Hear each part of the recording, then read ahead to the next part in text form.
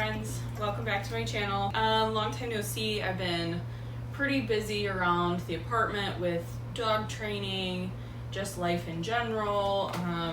My teaching schedule has picked up, and I have been like filming a bunch of stuff and then not editing it, which is pretty normal for me, so there's that. I do have a tomato update that I need to do as well if you haven't been following my tomato journey, but I thought I would do like a plant spotlight, and I want to highlight this guy. This is the Ficus Petiolaris. It is native to Mexico, and it has these beautiful large leaves with pink veining.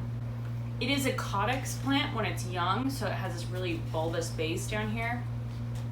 I don't know if you can see it.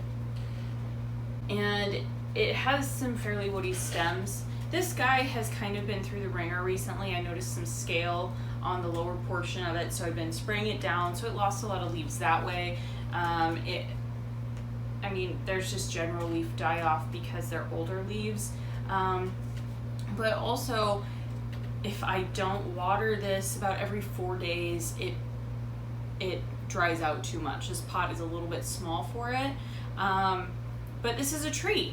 It's native to Mexico, like I said, in Baja California and the Sonoran Desert, I believe. And let me look at my notes here. It was first described in 1817 by a German explorer, Carl Sigmund Kuntz. And it's just a beautiful, beautiful plant.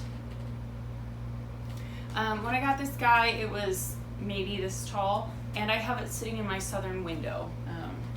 It lives right here. I rotate it occasionally, but the leaves are about this, a little bit larger than my palm, and they have these beautiful pink veins on them.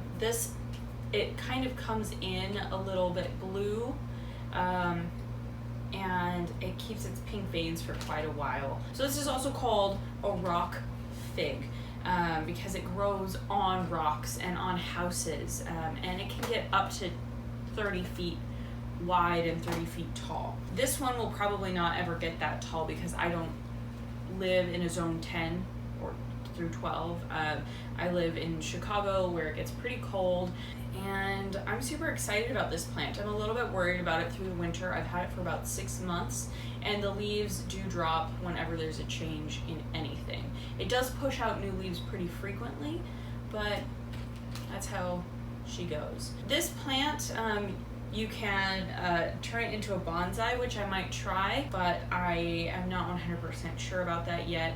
Maybe I'll buy a tree that's already been bonsai'd so that way I can like learn how to keep it up. But I really like this plant a lot. I got it at a local greenhouse called Gethsemane. I don't know if they still have it, but it's really, really cool. I think I might chop off the top, but it's just so pretty. I would really love to encourage more branching on this, but I need to learn a bit more about how to prune it. And the branches so far, there are 3 of them. They are not impeding each other. And by that, I mean they're not growing into each other.